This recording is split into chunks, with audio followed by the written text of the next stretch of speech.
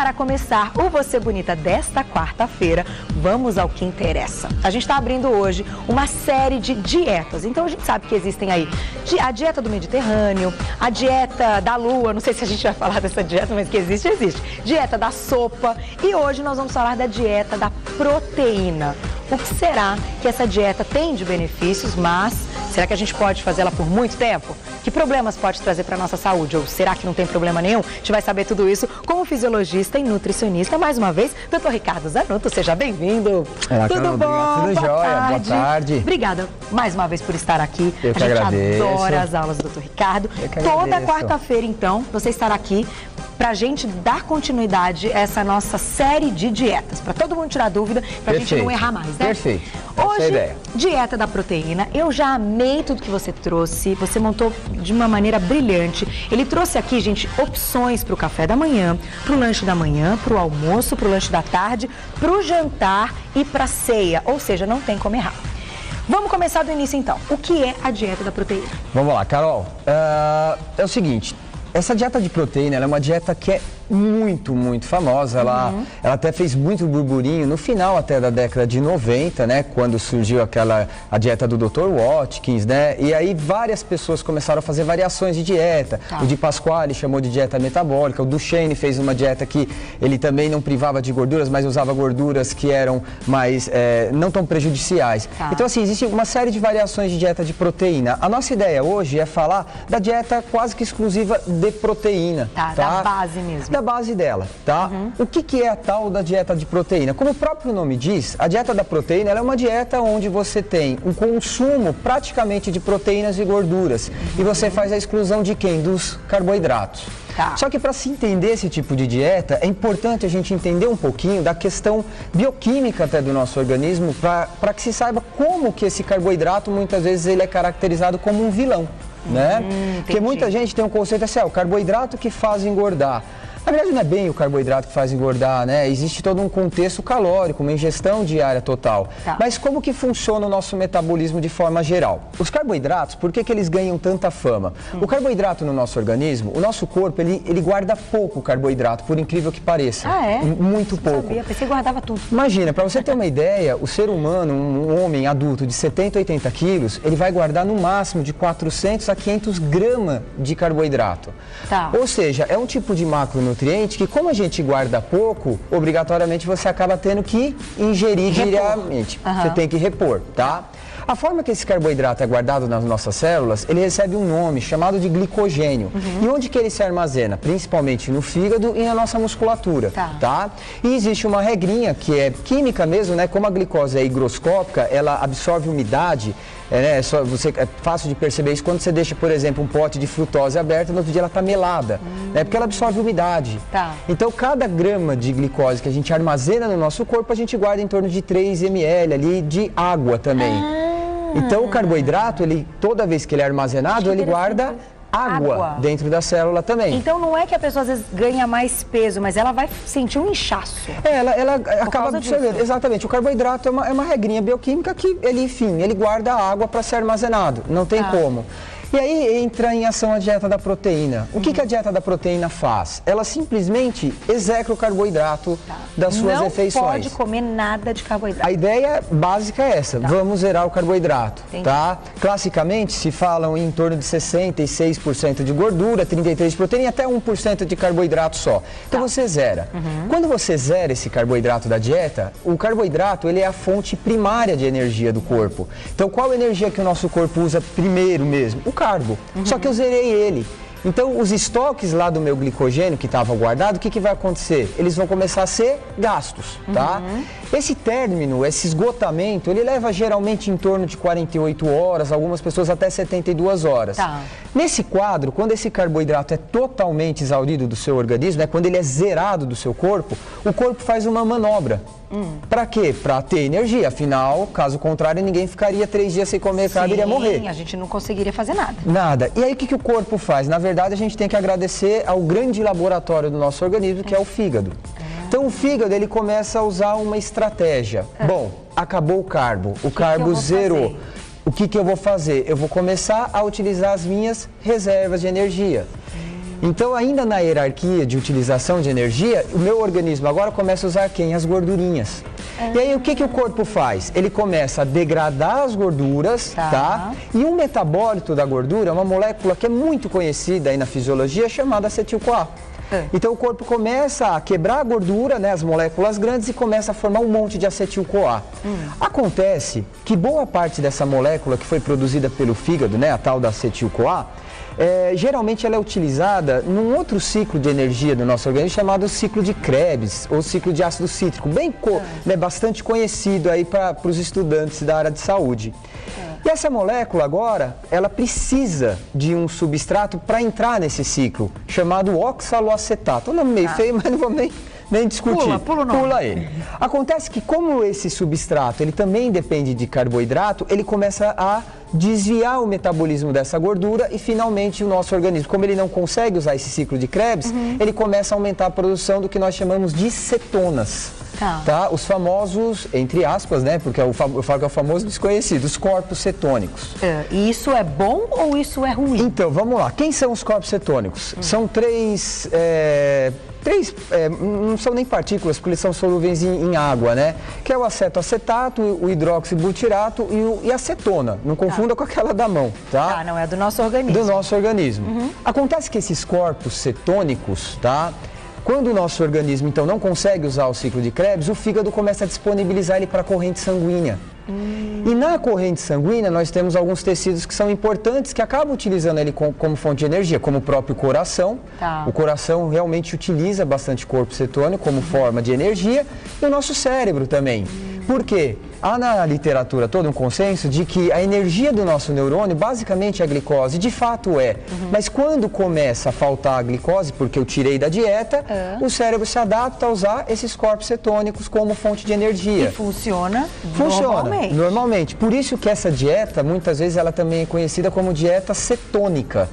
Porque eu utilizo não agora a glicose, eu utilizo os corpos cetônicos como fonte de energia. Entendi. Aí que vem todo o grande truque da dieta. Por isso que perde peso. Exatamente. Se eu não tenho carbo e eu uso o corpo cetônico não veio de gordura? Veio de gordura. Logo, eu vou utilizar a minha reserva de energia. E aí, o que acontece com esse tipo de dieta? É um tipo de dieta que gera uma perda de peso muito rápido.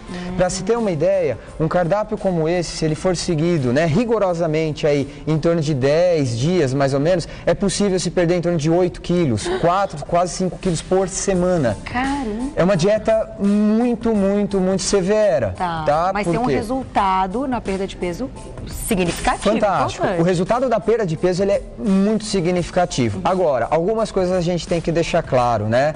Inicialmente, ela é uma dieta que o peso baixa muito rápido, porque lembra da historinha do carboidrato armazenar água junto? Sim. Se eu corto o carbo e aí esse carbo armazena água, eu vou ter uma perda dessa água também. Então você também vai desinchar e... Você vai desidratar. Você vai desidratar, vai ver na balança aí. Exatamente. Então, os 2, 3 primeiros dias, que é quando entra-se em cetose, é muito perceptível que a balança, de fato, o peso despenca. Ele chega a baixar 3 quilos em 2 dias, 3 dias. Gente, é muito rápido, porque você tem uma desidratação também. Então, a gente não pode levar em consideração essa perda rápida de peso nesses primeiros dias. Por quê? Porque basta a pessoa ingerir carbo de novo, que ela vai reidratar e vai novamente ganhar peso. Por isso que a gente sente inchado, então, depois de ingerir uma massa, um prato de massa, também por esse líquido. Também, pelo líquido do carbo, mas também pelo sal, né? Muitas vezes a massa vem acompanhada com muito sódio e isso arrasta uma água danada também, tá?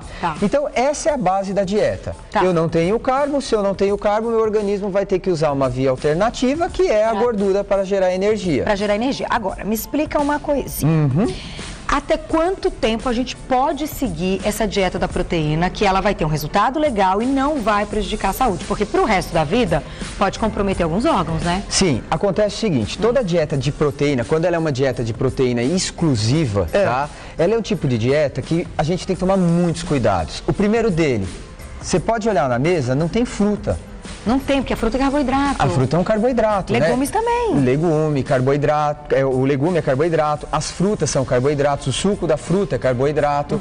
E as frutas, elas trazem pra gente uma série de minerais e vitaminas que são essenciais. Entendi. Como eu tenho uma ausência de fruta aqui, é assim, imprescindível que se faça uma reposição de vitamina e mineral. Tá aí que eu trouxe, né, aqui um exemplo de cápsula. Tá. Então, tem que suplementar. Tem que suplementar. Esse é um tipo de dieta que a suplementação é extremamente viável. Tá. Ela tem que acontecer principalmente de vitamina e mineral. Certo. Tá? Sem ingerir, claro, a frutose, que é o açúcar da fruta. Não tem a frutose, não tem a sacarose e, na verdade, não tem os minerais mesmo, né? Você tem déficits de potássio, de sódio mesmo, de zinco. Então, falta uma série de minerais que são importantes serem repostos. Tanto que eu até trouxe aqui um pouquinho de salada, embora tenha até o brócolis, lembra que eu falei na semana passada? Brócolis é sensacional. Ele pode. Na verdade, a dieta zero mesmo carbo, nem brócolis, não entra absolutamente nada. Mas eu acho importante que pelo menos a pessoa coloque uma salada, tá? Por quê? Porque a salada é rica em potássio e a quantidade calórica dela é tão baixa, mas ela consegue ainda fornecer um pouco de mineral para evitar essa hipovitaminemia que pode gerar doença. Tá. Então, esse é um detalhe muito importante. A gente pode temperar essa salada com azeite ou o azeite também não entra na dieta da proteína? Na dieta da proteína, na verdade, depende de qual dieta que a gente está falando, né? Se a gente pegar uma dieta do Watkins, ele não faz distensão. Agora ele até reformulou ela, mas antigamente ele não fazia distensão de gordura saturada, por exemplo. Você podia comer bacon, azeite, óleo. A gordura da picanha. Qualquer gordura, tá? Qualquer gordura. Não havia essa retirada de gordura. Então, o azeite, nesse caso de dieta, ele não é proibido. Aliás, ele é até bacana, porque é rico em ácido graxo monoinsaturado.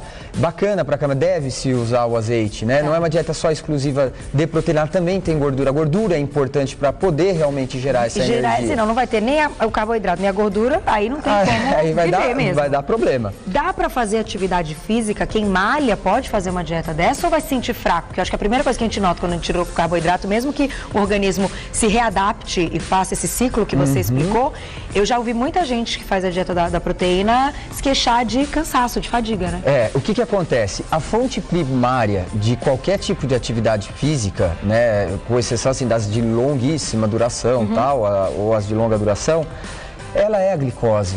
E depende muito da intensidade, até mesmo uma maratona com uma intensidade muito alta, a glicose vai ser a fonte primária. Então, o que acontece para o praticante de atividade física? Ele sim pode sentir uma fraqueza porque vai faltar esse carbo. Agora, o quanto que essa fraqueza vai, né, quão fraco eu vou me sentir, isso varia demais. Porque tem a questão da individualidade biológica. Tem pessoas que se sentem muito cansados e outras não. É importante também lembrar que carboidrato ele é extremamente importante em algumas áreas do cérebro, como o próprio sistema límbico, né, que é uma área que também controla o nosso humor.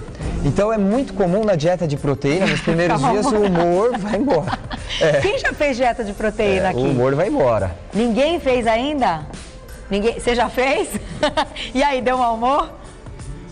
25 quilos? Menino, olha! 25 quilos. Agora, quanto tempo você fez? 4 meses? Então, entrou no nosso papo aqui de tempo. Com orientação, o paciente pode ficar até 4 meses só fazendo a dieta da proteína? Então, vamos lá. A dieta de proteína exclusiva, a gente não recomenda por mais de 15 dias. Tá? Por que não mais de 15 dias? Porque a gente tem que lembrar uma outra questão também. Lembra que eu te falei que não tem carbo, meu corpo usa gordura? Sim. Só que para queimar essa gordura, existe uma necessidade de alguns substratos também.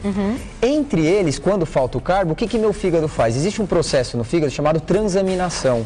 O meu fígado simplesmente começa a converter proteínas musculares em glicose para manter a glicemia normal.